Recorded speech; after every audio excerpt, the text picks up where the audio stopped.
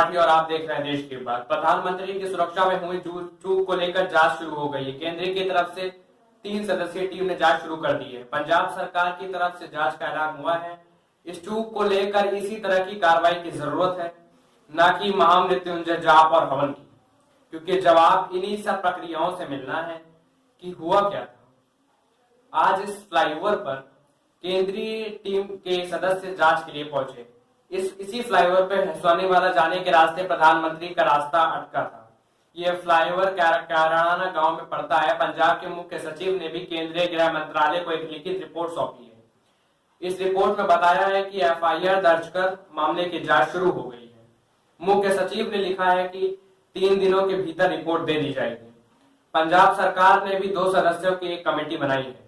इस जांच से क्या निकल के आता है, इंतजार किया जाना चाहिए, ताकि इस गंभीर मसले के तथ्यात्मक जवाब सामने आए और जवाबदेही तय हो। जिस तरीके से जांच में तेजी दिख रही है, उम्मीद की जाने चाहिए कि सारे सवालों के जवाब हमें मिल जाएंगे। गृह मंत्रालय के 3 सदस्यों की कमेटी ने पंजाब पुलिस के 13 अफसरों को फिरोजपुर बुलाया है। इन 13 अफसरों में पंजाब पुलिस के सिद्धार्थ चट्टोपाध्याय भी शामिल है। प्रधानमंत्री की वापसी के बाद गृह मंत्रालय ने जो बयान जारी किया था, उसमें यह बताया गया था कि बारिश जब नहीं रुकी तो सड़क से हुसैनीवाला जाने का फैसला लिया गया और पंजाब पुलिस के प्रमुख ने आवश्यक सुरक्षा उपायों की जब पुष्टि कर दी, तब आगे जाने का फैसला लिया गया। इस बिंदु पर सवाल उठ रहे हैं कि जिले में मौजूद खुफिया एजेंसी की क्या जानकारी थी। क्या केंद्रीय आईबी की जानकारी पंजाब के पुलिस प्रमुख की जानकारी या हरी झंडी से कुछ अलग थी? उम्मीद है उस अधिकारी का भी पता लगाया जाएगा जिससे प्रधानमंत्री ने कहा था, अपने सीएम को थैंक्स कहना, मैं भटिंडा एयरपोर्ट जिंदा लौट आया। इस अधिकारी का पता लगाया जाना इसलिए जरूरी है कि क्या इन्होंने पंजाब सीएम को जानकारी दे दी थी, प्रधानमंत्री ने उन्हें मुख्यमंत्री को बताने के लिए कही थी, या यह नहीं हो। इस बीच एक वीडियो वायरल हो रहा है। इस वीडियो में बीजेपी के कार्यकर्ता झंडा लेकर प्रधानमंत्री के काफिले के काफी करीब नजर आ रहे हैं।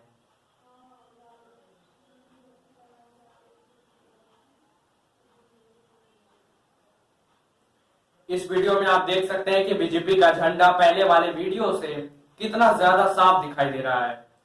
एसपीजी प्रधानमंत्री की कार को घेरे हुए पैदल चल रही है और कार्यकर्ता बिल्कुल करीब हैं। प्रधानमंत्री मोदी जिंदाबाद के नारे लग रहे हैं। इसी तरह का वीडियो पहले दिन आया था, लेकिन उसे फ्लाईओवर पर के दूसरी तरफ से लिया गया था। लेकिन इस वीडियो में और साफ से अंदाजा मिलता है कि बीजेपी कार्यकर्ता झंडा लेकर उनके काफिले के इतने करीब कैसे आ गए। आरोप लगाया जा रहा है कि पीएम की सूचना मिलने पर किसान जाम करने आ गए, लेकिन बीजेपी के कार्यकर्ता किधर कैसे आ गए? उन्हें क्या सूचना थी? अगर ये रूट प्रधानमंत्री के लिए सुरक्षित किया गया था, तो बीजेपी का झंडा लिए ये लोग कहां से आ गए? और अगर कार्यकर्ता काफिले के इतने करीब कैसे आ गए? ये वीडियो बताता है कि भले किसान रास्ता रोककर धरना दे रहे थे, लेकिन काफिले के करीब किसान नहीं गए थे, बीजेपी के कार्यकर्ता थे। एक और वीडियो आया है जिसमें आप इस तरीके के अराजक स्थिति को देख सकते हैं। सामने प्रदर्शनकारी भी दूर से दिख रहे हैं, उनके झंडे दिख रहे हैं। ऐसी स्थिति में प्रधानमंत्री का काफिला फंसा हुआ नजर आ रहा है।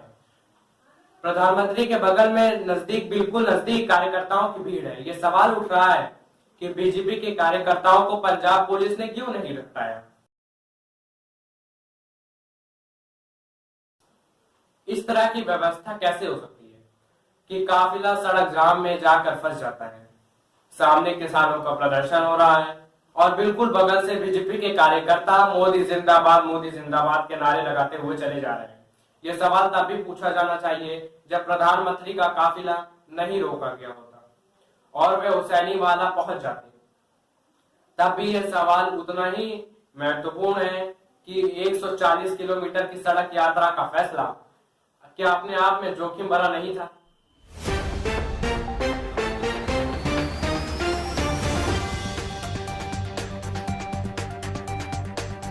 उम्मीद की जानी चाहिए कि जांच के बाद इन सभी सवालों के जवाब मिलेंगे। 140 किलोमीटर की सड़क यात्रा से प्रधानमंत्री को ले जाने का फैसला किसका था? पंजाब कांग्रेस ने एक और दस्तावेज 5 जनवरी को स्टीप में 4 जनवरी की तारीख के दस्तावेज। इसके अनुसार प्रधानमंत्री भटिंडा से किला चौक और फिरोजपुर हेलीकॉप्टर से आना था। किला चौक फिरोजपुर से हिसवानी वाला जो वहां से 10-12 किलोमीटर दूर था। फिर किला चौक के हेलीपैड से उन्हें PGI-MR जाना था, जहां कार्यक्रम होना था। लेकिन 140 किलोमीटर की लंबी सड़क यात्रा का फैसला अभी तक के ज्ञात दस्तावेजों से नहीं मिलता है। इसकी योजना पहले बनाई गई थी या बाद में बनाई गई थी, ये पता नहीं। PIB ने 3 जनवरी को प्रधानमंत्री के कार्यक्रम की एक रिलीज जारी करी थी, जिसे प्रधानमंत्री ने 5 जनवरी की सुबह ट्वीट किया था। उसमें भी हुसैनी वाला का जिक्र नहीं था। इतनी लंबी सड़क यात्रा का फैसला वाकई बड़ा जोखिम भरा था। क्या इतने लंबे रास्ते को अचानक से सैनिटाइज कर लिया गया? क्या करना संभव था? ये सवाल है। हम फ्लाईओवर की बात तो कर रहे हैं, लेकिन 140 किलोमीटर लंबे रास्ते में सुरक्षा किस तरह की थी? क्या वो SPG के मानकों के अनुसार थी? इसकी कोई जानकारी नहीं, शायद जांच से निकल कर आ जाए। हाल ही में जनरल बिपिन रावत का दुर्घटनाग्रस्त हो गया था। इसे देखते हुए भटिंडा से फिरोजपुर हेलीकॉप्टर से न जाने का फैसला व्यवहारिक लगता है। इस बात के बावजूद कि Mi-17 सभी मौसमों में उड़ान भरने की क्षमता रखता है। प्रधानमंत्री के दौरे के कारण फिरोजपुर जिले में पंजाब पुलिस के कई सारे DSP रैंक के अफसर रेस्ट कर रहे थे, बड़े अफसर थे। केंद्र की खुफिया एजेंसी के अधिकारी भी इस इलाके मौजूद थे। तो ये जानना जरूरी है कि इन दोनों एजेंसियों ने SPG को क्या जानकारी दी? क्या दोनों की एक ही जानकारी थी? SPG इस फैसले पर कैसे पहुंची कि प्रधानमंत्री को 140 किलोमीटर की सड़क मार्ग से लेके जाना है? अंतिम जिम्मेदारी SPG की बनती है। मौजूदा प्रधानमंत्री ने कब इतनी लंबी यात्रा सड़क से की थी? जब मौसम खराब था, तब प्रधानमंत्री ने रैली कैंसिल क्यों नहीं कर? प्रधानमंत्री मोदी रुद्रपुर में मोबाइल से रैली को संबोधित कर रहे हैं। खराब मौसम के आखिर फरवरी 2019 में प्रधानमंत्री ने उत्तराखंड के रुद्रपुर में रैली को फोन से संबोधित किया था। प्रधानमंत्री देहरादून में एयरपोर्ट के उतरने के बाद भी खराब मौसम के कारण रुद्रपुर नहीं जा सके थे। वहां बीजेपी की शंखनाद रैली होने वाली थी। उस रैली को उन्होंने फोन से संबोधित किया और फोन तब के मुख्यमंत्री त्रिवेंद्र सिंह रावत का था। उस दिन पुलवामा में हमला हुआ था। उसके 3 घंटे बाद ही प्रधानमंत्री रैली को संबोधित कर रहे थे। विपक्ष ने सवाल उठाया था कि दोपहर 3:10 पर पुलवामा में हमला होता है और प्रधानमंत्री 5:10 पर फोन से रैली को संबोधित कर रहे हैं। क्या प्रधानमंत्री को तब अपने भाषण में मौसम का कारण बताया था, हमला नहीं? विपक्ष का आरोप था कि क्या प्रधानमंत्री को तब हमले की जानकारी नहीं थी?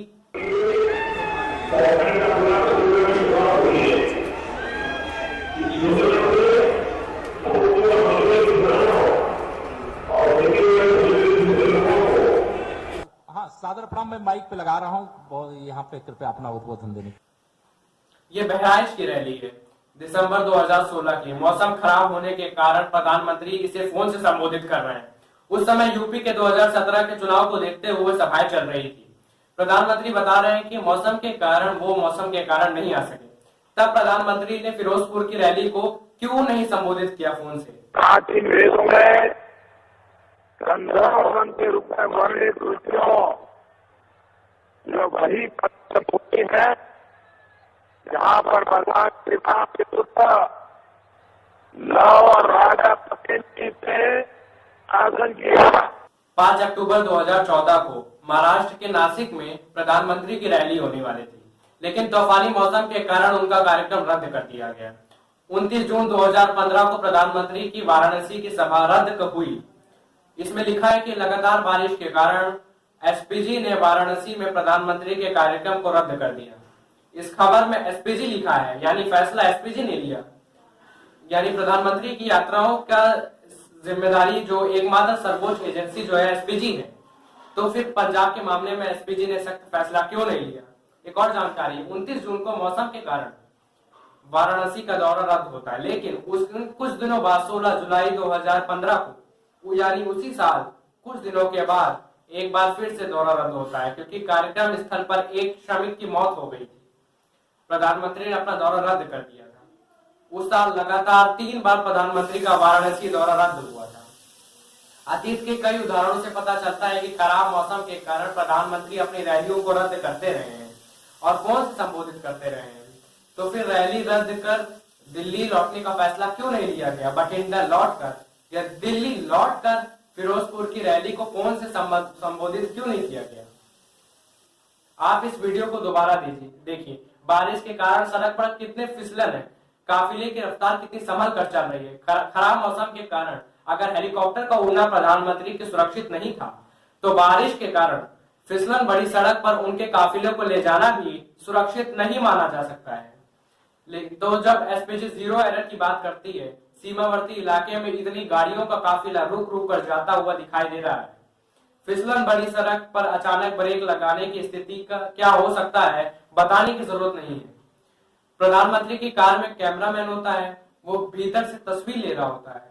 इसे लेकर भी सवाल उठ रहे हैं कि ये कब से होने लगा कि इसके पहले उसकी कार का वीडियो आने की तस्वीर चैनलों पर नहीं चला करता था। मेरठ की इस वीडियो को आप देखिए, कोई तो है जो प्रधानमंत्री की कार के में सवार है और वीडियो बना रहा है। प्रधानमंत्री की कार में उनके अलावा मुख्यमंत्री तक नहीं बैठते हैं, लेकिन फोटोग्राफर कब से बैठने लगा? इसका जवाब आधिकारिक तौर पर आना चाहिए। क्या वीडियो के लिए सुरक्षा के मानकों में कोई बदलाव किए गए हैं, या वीडियो लेने वाला कोई एसपीजी का है या किसी न्यूज एजेंसी का है, हम नहीं जानते। प्रधानमंत्री की सुरक्षा का मामला सुविधा का नहीं होना चाहिए, इसमें सेंध या चूक बड़ी लापरवाही मानी जानी चाहिए। कई लोग कह रहे हैं कि विपक्ष के नेता को अगर इस तरह का हमला हुआ होता तो हंगामा मच गया होता। उन लोगों को ये वीडियो दिखाइए जरा कि हाथरस जा रहे राहुल गांधी को यूपी पुलिस ने धक्का देकर जमीन पे गिरा दिया था। ये घटना अक्टूबर 2020 की है। कभी आपने देखा कि जमीन पे कोई सांसद को पुलिस इस तरीके से मार रही है? क्या प्रधानमंत्री से लेकर संसद के दोनों सदनों के स्पीकर ने इस पे कुछ कहा, कोई कार्रवाई हुई? क्या कोई बता सकता है कि एक सांसद के साथ इस बर्ताव के लिए कितने पुलिस वालों पर कार्रवाई हुई? उसी तरह हाथरस जा रहे तृणमूल के सांसदों के साथ ये कैसा बर्ताव हो रहा है? प्रतिमा मंडल, काकोली घोष, दस्तीदास और विवेक डोबराइन के साथ ये क्या हुआ? क्या इन सांसदों के साथ इस तरीके का बर्ताव करने वाले अधिकारियों के खिलाफ आज तक कोई कार्रवाई हुई है? संयुक्त किसान मोर्चा ने एक बयान जारी किया है, जिससे पता चलता है कि प्यारेयाना फ्लाईओवर पर पहले से धरना चल रहा था। किसान मोर्चा ने अपने बयान में कहा है कि जब पुलिस प्रशासन द्वारा कुछ किसानों को फिरोजपुर जिला मुख्यालय जाने से रोका गया तो उन्होंने कई सड़क पर बैठकर विरोध किया इसका। इनमें से प्यारेयाना का वो फ्लाईओवर वो बात थी जहां प्रधानमंत्री का काफिला आया, रुका और वापस चला गया। वहां के प्रदर्शनकारी किसानों को इसकी कोई पुख्ता सूचना नहीं थी कि प्रधानमंत्री का काफिला वहां से गुजरने वाला है। उन्हें तो प्रधानमंत्री की वापस जाने के बाद ये मीडिया से ये सूचना मिली। मौके की वीडियो से ये स्पष्ट हो जाता है कि प्रदर्शनकारी किसानों ने प्रधानमंत्री के काफिले की कोई कोशिश तक नहीं की। बीजेपी का झंडा उठाए नरेंद्र मोदी जिंदाबाद बोलने वाले एक समूह ही उनके उस काफिले के नजदीक पहुंचा था। इसलिए प्रधानमंत्री की जान को खतरा होने की बात बिल्कुल मनगढ़ंत लगती है। पीएम मोदी को कोई खतरा नहीं था, वो अपने आप वापस गए। कारण ये था कि उनकी रैली फ्लॉप हो गई। पंजाब में लोग बीजेपी को नहीं चाहते हैं, उनकी रैली में गैदरिंग नहीं हुई, लेकिन उन्होंने इतना बड़ा झूठ बोला अपनी असफलता को छुपाने के लिए। देश की जो सुरक्षा एजेंसीज हैं, अलग अलग जिम्मेदारी है उनके पास, उनकी छवि धूमिल हो।